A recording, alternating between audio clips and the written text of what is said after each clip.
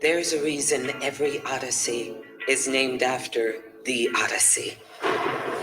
Because the world's most famous story isn't about staying put. It's about being there. So for those who want a story to tell, we have a world full of places to start.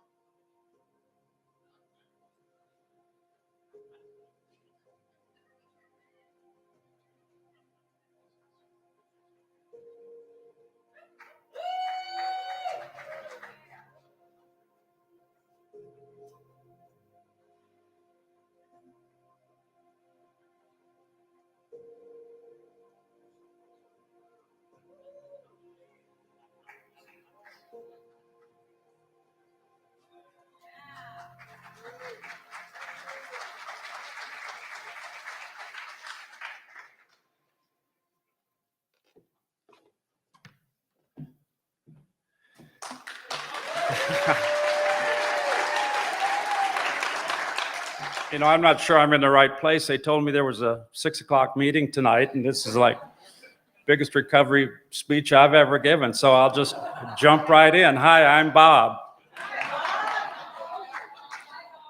Anyway, it's great to see everybody here, full house. It's a wonderful thing. I'm here because I'm the chairman of the board, and on behalf of the board, I'd like to welcome everybody to the 26th edition of this Sonoma International Film Festival.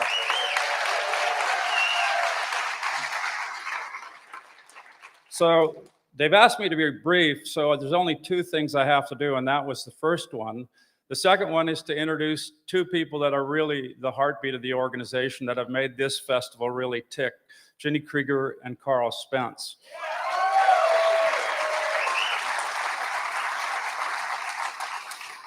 Ginny is our executive director and really has made this thing work for so many years. We're just so proud to have her as executive director, and as board chair, it's just really nice to be working with her. She's just knows all the answers. So when we don't know what we're doing, we just say, call Ginny.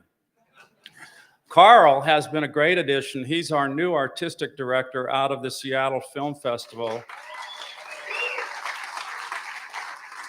And just brings a remarkable number of years and experience with the programming and film festival experience. And it's just really upped our game here in Sonoma, as I'm sure you guys are going to see. And Carl and his team, Ken and Amanda and Oscar, have put together a roster of films that I think is going to just be remarkable. It's the best and strongest roster I've seen on my 5 years on the board. So I think you're all going to have a great time. So nobody here to play music and get me off the stage, so I'm going to just turn it right over right now to Ginny and Carl. Thank you again for coming and supporting the festival.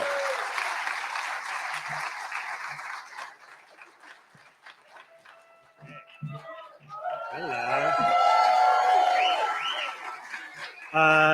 Good evening, everyone. Welcome to the opening night of the Sonoma International Film Festival. I'm Carl Spence, and I'm really excited. You're all here for the world premiere of Jules.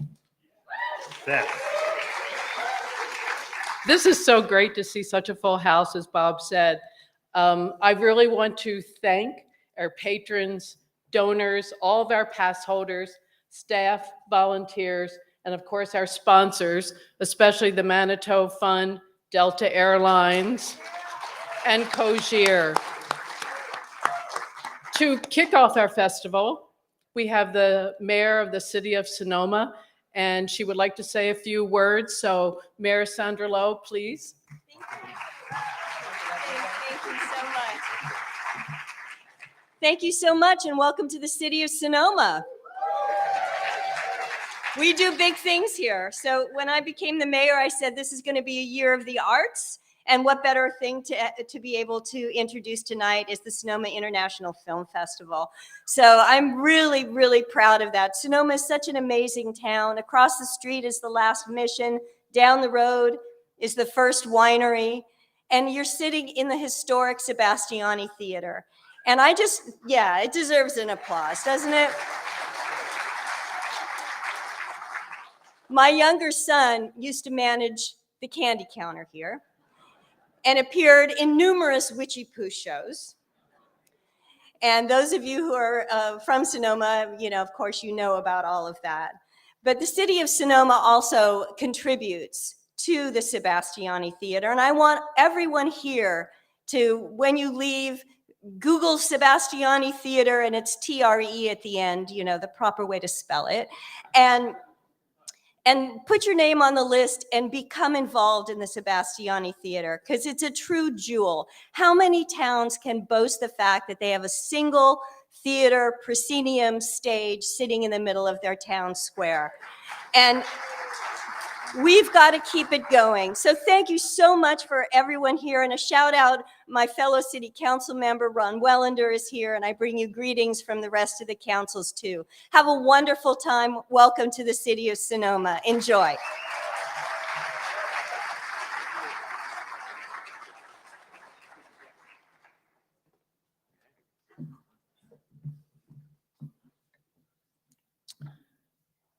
Fun and loving, sometimes a little acerbic, engaging, caring, and especially generous.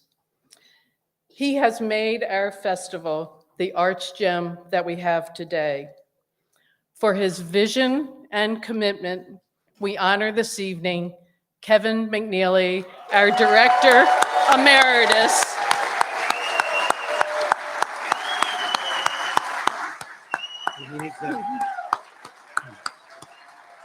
Kevin, if you would come up, please.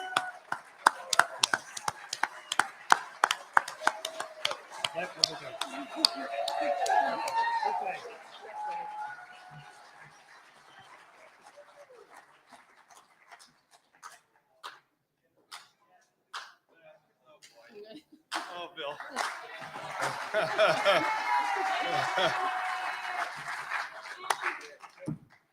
So, 26 years ago, Carolyn Stoneman, who founded this festival, said, "Would you like to get involved?" And I raised my hand.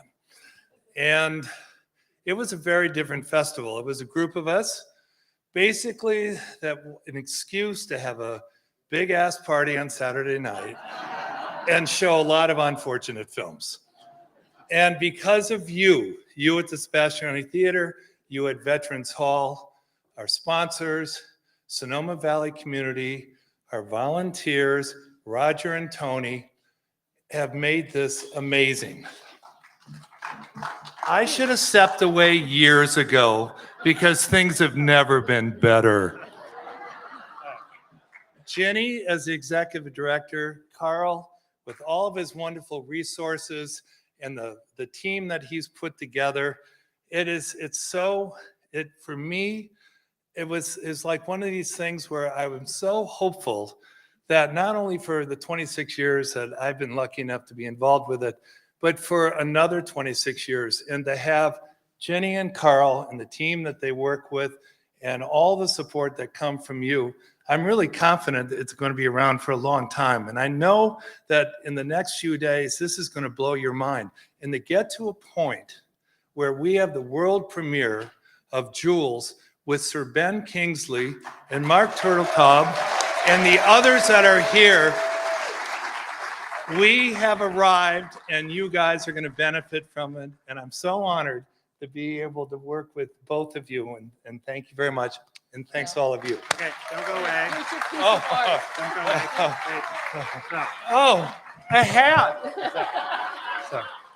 So in honor of everything you've done, you're the reason I'm here. It is truly you and Rosemary, or you charm me, and you made me believe that this is a great place to be, and it is. I love this place. And I love Sonoma and the festival and the Sebastiani and all the theaters. But this is a gift in honor of your achievements here in creating this festival from Dale Chihuly, the glass artist. Oh, wow. And so Wow. this is, you know, for you. It's a piece of art for an artist. Yes.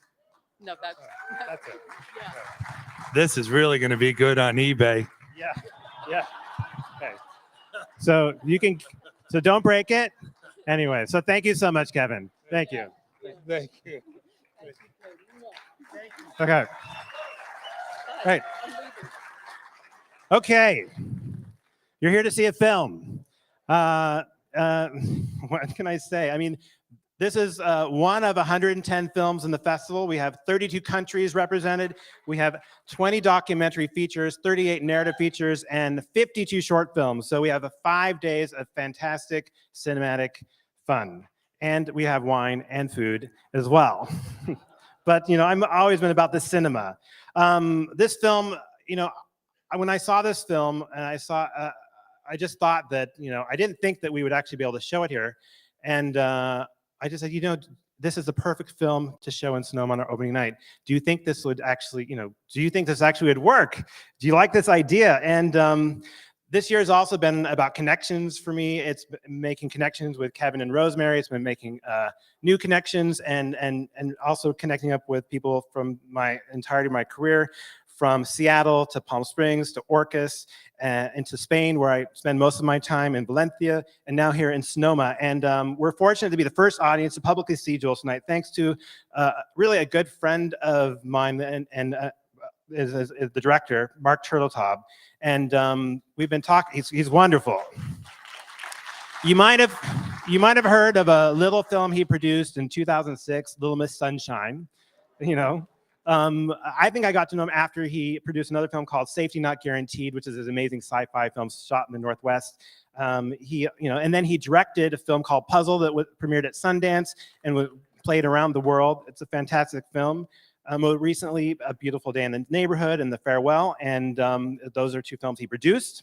And we have this amazing cast here. Of course, Kevin mentioned Sir Ben Kingsley is here. We have the amazing Harriet Sansom Harris. You know, she's like one of the best reasons to see Hacks. We also have Zoe Winters, and we have Jade Kwan, and the screenwriter is another connection. He lives in Madrid. I live in Valencia. He came all the way from Spain to see the film here with you tonight. Gavin Steckler.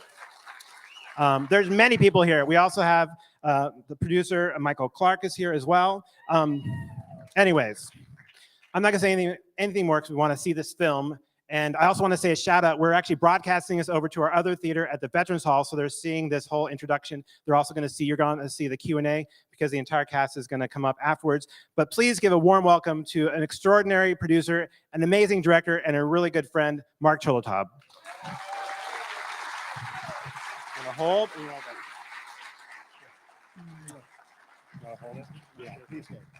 Hi, everyone. My remarks are going to be very short. You're going to get to see us all afterwards. So thank you, Carl. I'm thrilled to be able to bring our film here tonight. Carl, I first met Carl. We both lived on a little tiny island of 4,000 in the Puget Sound.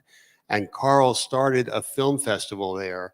And the most incredible films were brought to this little island from all around the world, the best films that you could imagine. And he made that happen somehow on an island of 4,000. So when he called and said, I'd love to see the film, and then he saw it and said, we'd love to have it here, I jumped at the opportunity, and we're thrilled to be here. Thank you. Please enjoy the film, and afterwards we'll see you all. We missed naming some of the folks, some of the producers that worked on the film. We'll be introducing everyone later, but thank you.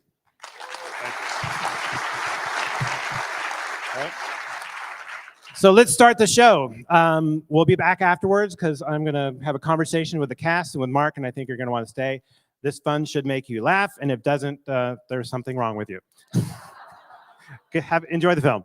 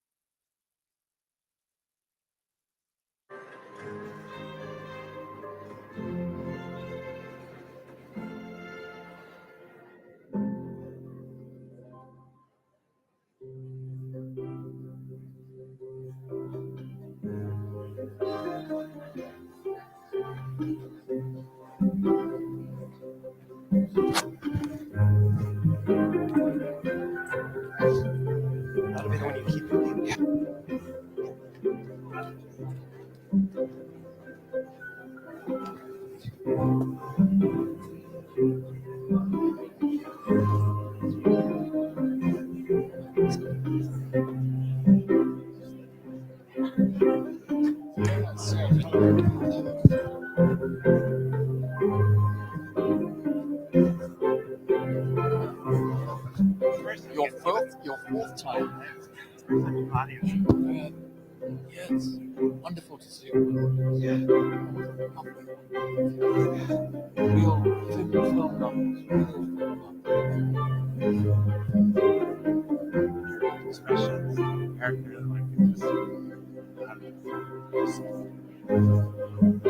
Been sitting.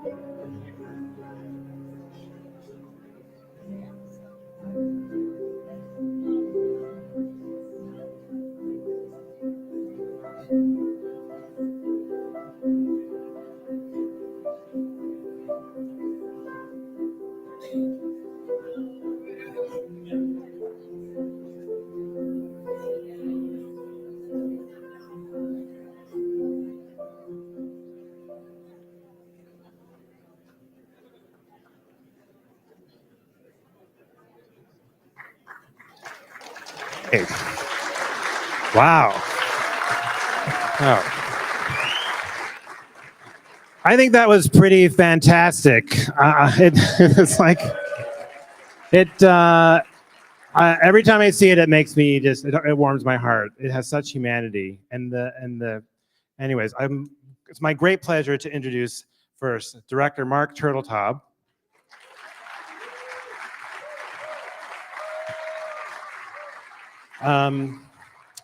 When you want to sit over here with here, there.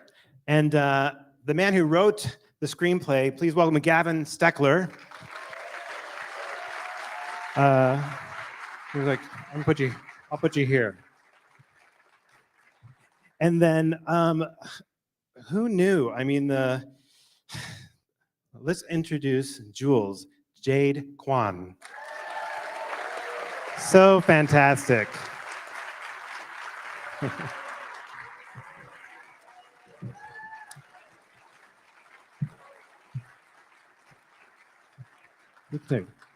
And the marvelous Zoe Winters.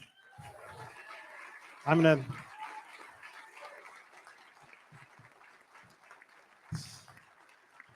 Oh, and she just makes me laugh in everything she does. Harriet Sansom Harris. Oh.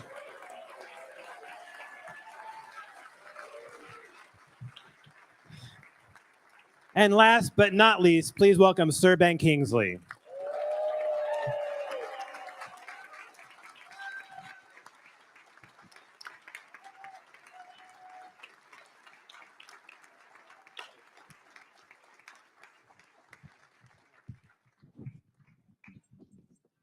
Okay, a fantastic film.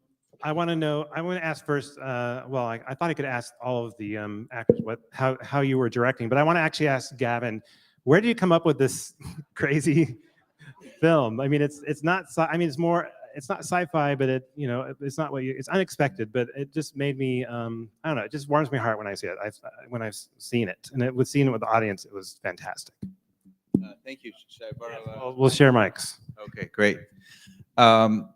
At the time, I was living in Santa Monica, and I would hear these broadcasts of the city council meetings on the radio, and I was entertained and titillated by all the personalities that would show up, and I decided to visit one and to be there presently, just to sort of see what it sounded like and who showed up. And there's a lot of eccentric people who go to these things with their pet causes and advocate, and it's very moving. But another thing that was moving to me is that they also seem to go with a desire to sort of assert their relevance in a way, to matter in a venue where people listen to them. And there were elderly people there who seemed to be doing just that. And so that stuck with me. And later on, I paired that with the idea of a man who does this routinely, who goes to these sort of events and shares his pet peeves and isn't given much attention. And then something extraordinary happens to him, extraordinary in the history of mankind. And he tells them that as well. And unfortunately, they're used to ignoring him, and so that doesn't make much of a dent. And that leaves him, this man who has basically kind of been pushed off into irrelevance in his old age, in the position of dealing with something remarkable. And so that's kind of where the idea started. That's good. And Mark, how did you, like, what drew you to, I mean, your last film, Puzzle, was a very character-driven film, and this is it's really about the characters more than anything else. So what drew you to this? And also, I know there's a lot of people here with the film, and I probably should let you also acknowledge them because I forgot about that. So can I introduce, would you stand up when I introduce you? So Ayelet Gil, who edited the film.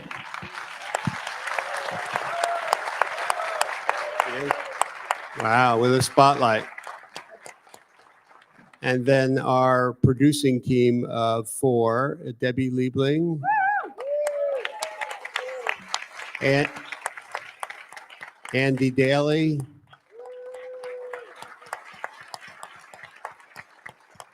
Michael Clark.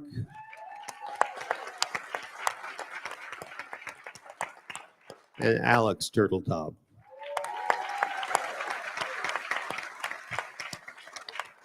I think I got everybody. So what drew me to the film was Gavin's writing to begin with and to end. The writing is so extraordinary, and it's sui generis. It's one of a kind. When I read it, I went, wait, is this a science fiction story? Is it a comedy? Is it a story about aging?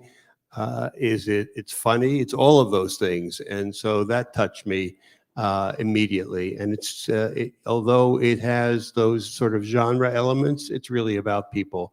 And I was just touched by the material. Okay, and I have lots of questions, so I'll try to get through them. But I think for Sir Ben, this movie is unlike anything I've seen you done. I mean, it's if your range has been great, but this is sort of a different kind of role for you. What did you? I mean, was this intentional, or how did you get cast in this film? I don't think I have any strategic approach to what I do. I think perhaps I'm intuitively or subliminally guided to something I perhaps have an appetite for at the time, but I couldn't put my finger on it until it appears in print in front of me, or I'm invited, to study it. And I've already had the pleasure of telling Gavin that I find his script has a mythological purity, and that the characters have an archetypal purity. that, and I believe I told dear Mark that I try and, when I'm really attracted to a role, I try and condense it into a line of mythology and put it in my pocket and take it to the set every day. And my line was, a man guided into the afterlife by the hand of a child. The most remarkable working relationship with all the ladies in the cast, and Jade, who we almost in silence built a marvelous rapport. But I think watching the film now with an audience, it does have a purity of intent and a purity of message that allows people to laugh. And I do believe it also allowed people to cry as well, which is wonderful.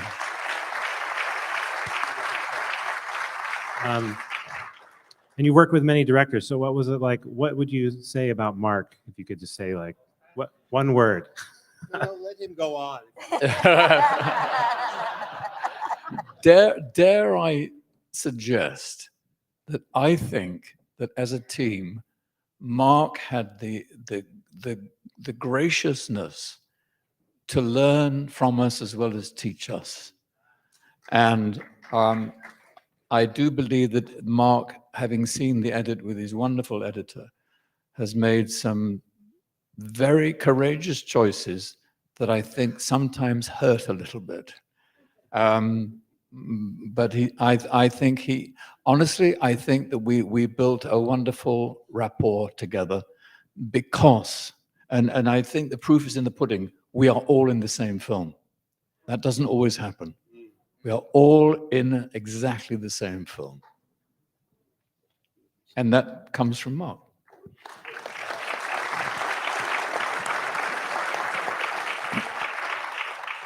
I actually want to start with Jade.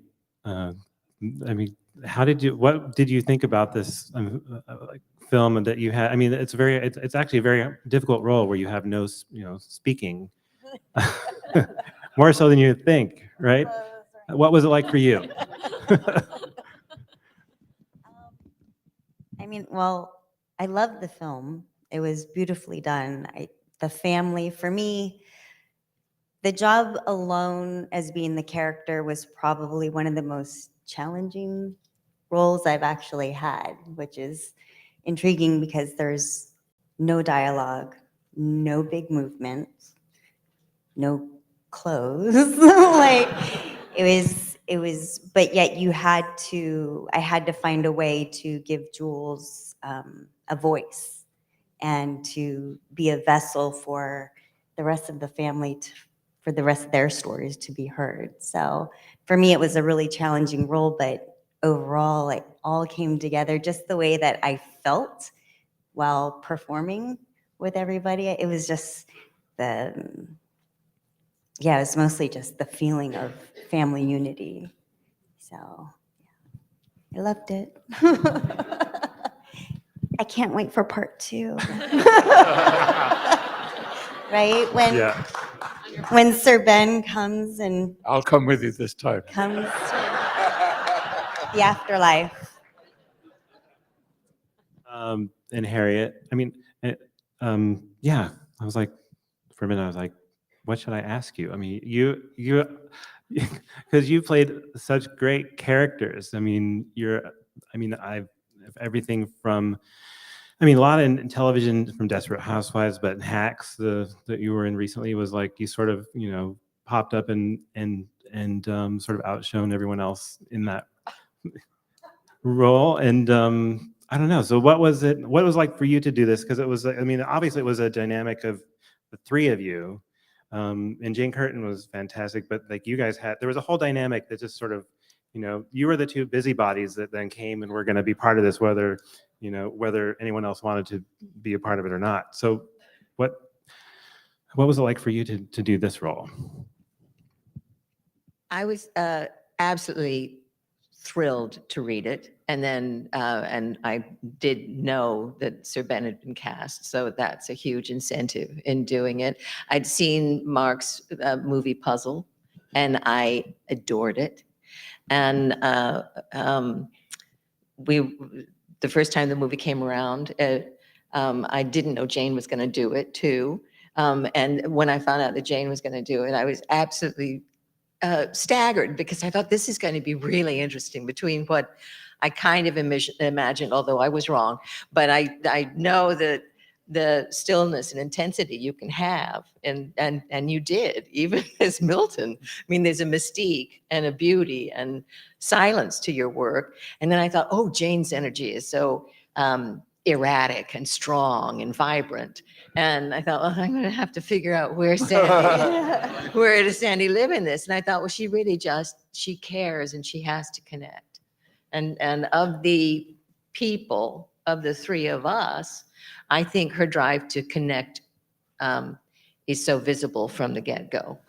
And then that she really ends up connecting with Jules, and that Jules is this wonderful sort of bubble of, you see possibility that you just don't see in people anymore. It might be the childlike innocence that she has, or the circle you just think, it's infinite. That relationship, the bond is almost immediate, and you fall into them. And looking at Jade as Jules, I thought, so the story that each of us tell, Jules, is the story that we don't tell anybody and that we have to share. And it's just so beautiful. It's like looking at Buster Keaton in the face or something. You just fall into that face. And I do think, I don't know whether we just talked so much the days that we were on set together, but I feel like we did have some exchange that was cut. But everybody that I got to work with on the show, I just thought I couldn't be happier or luckier. And do you have one word to describe working with Mark? What's this one word? I think optimism is a great thing that he brought every day. And that would be, but there are many more words. I think there's a great, level of knowledge and care, but he really also listens. And he wants to communicate, which is great for this movie. You just want to communicate. And last but not least, but Zoe, you have like the more the straight role where you're the concerned daughter. What do you mean straight role? Yes, that remains to be seen. But not as many laughs. But I mean, this is also a different role for you. So what would you take away from the film after seeing it, with the audience? What are your reflections? It was interesting filming it because I was on a different track from everyone, in the sense that I had no interaction with the alien. But I was telling Jade on the way here that we were in the car, and I had come early to shoot with Sir Ben a scene, and then I was finishing right as Jade was getting out of getting into costume and makeup. So I came out of my trailer, and Jade came out of her trailer, and I was like, alien. I was like, well, this is gonna be really good. So for me, my experience, I loved seeing it because I got to see this whole other track that I wasn't a part of, and how funny it was, and how joyful it was, and moving it was, and these relationships. And so for me, it was just so fun to see the other huge part of this movie that I didn't intersect with, but was playing against and with. So I loved that. And that call at the end, it just really, the call when you call and talk to your father, and then it was just it was very touching, for me at least, and I think for you out there as well. I don't know what else to ask, because it's like this is a reunion. I feel like it's like we're having when were you all last together? It must have been a while. But Mark, what what would you for this film, I mean, I know I'm losing my complete train of thought. Other than, did it turn out the way you expected? What surprised you about making this film in the end? Did it, were there any surprises? It's actually a great question. Yes, every day was a surprise because of this incredible cast I was gifted. And everyone, within 4 or 5 days, everyone, all of the actors said yes when they read the screenplay, which never happens. And then we did not rehearse. We talked through scenes. There were sometimes we would block, but when you have this level of actors, that you try to get out of their way and let them bring in what they're going to bring in. And there's always a chance to talk about it after 2 or 3 takes, but that's very rare. So it's a surprise. And if I don't get in the way in the beginning, I hope I won't embarrass Sir Ben. But early on in the process, he pulled me aside and he said, "You got to let Milton go. I've got it." Not in so few words. And he did, obviously. It was a brilliant, as you know, a brilliant performance. And so I was surprised every day. You don't know how each of these, Harriet's hand gestures, how could you tell her to do that? Right? How could you have all of the things that they each bring to the table? You couldn't. So yeah, I was surprised every day. And Jade, I just want to say something about you, that when we first talked about this, everyone said, "Oh, of course you'll use visual effects to create the alien."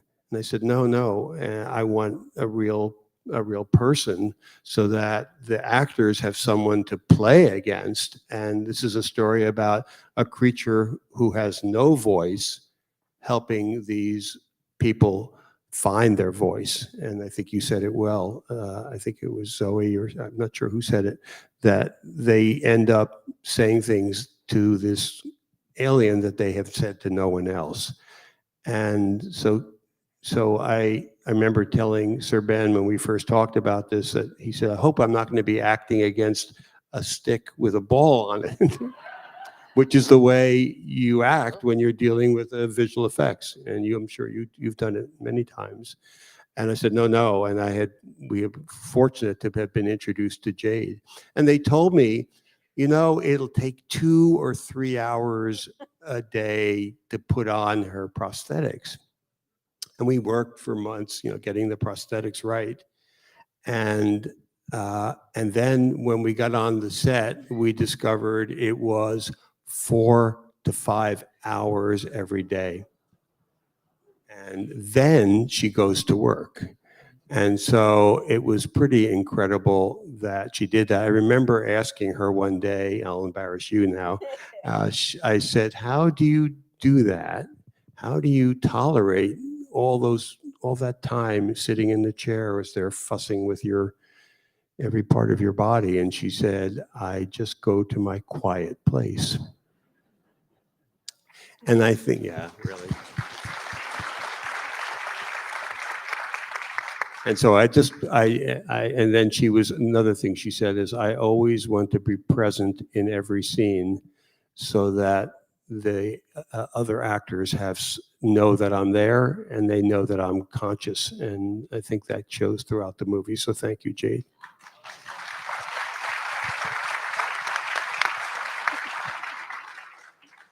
And I think, Sir Ben, you also said a lot of times without actually speaking. There was a lot that came from your facial expressions and the way you held yourself. Was that intentional, or that was just part of you embodying the character? What was your preparation for coming to the set every day? I do see myself, when I was a theater actor, I very much saw myself as a landscape painter, if I could use that analogy. But now, since I was blessed with my life in cinema, I see myself as a portrait artist.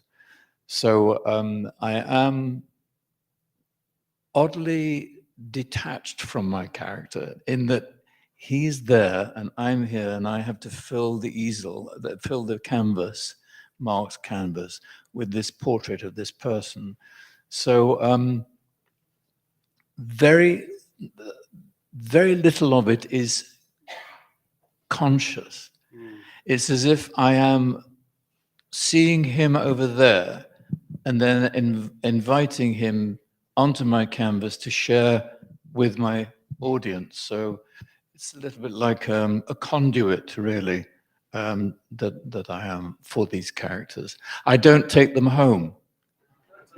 I don't. I clean my brushes. I put them down. I wipe the paint off my hands, and I go home. And your wife probably thanks you for that. Yes. Without whom I'd be nothing.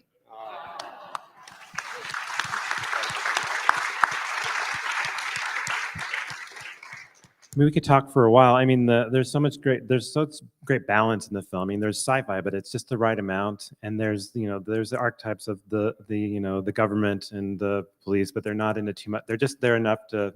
But really, it's about these four characters. That's really what it's about. I think that's what's so beautiful about the film. I don't know. Do you want to say? Harriet? Do you want to say anything? Yeah. Would you like me to sing? Yes. Yes. I mean, what song can you do? Did you have a sing off with Jane? No, I'm so sorry she's not here. But, Yeah. Boy, will she be thrilled when we tell her about it. So. Do you have any last words, Mark, other than? Give us one word about working with yourself, Mark. Oh, yeah. Yeah. What's it like, Mark? I knew I liked Zoe.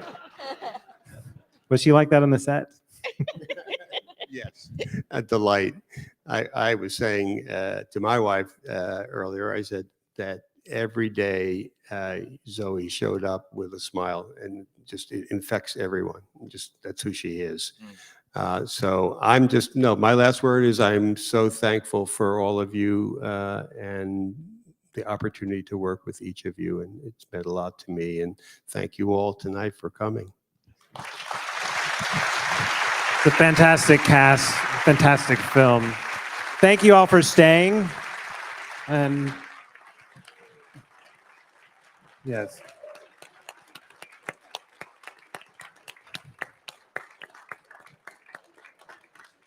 And that's a wrap.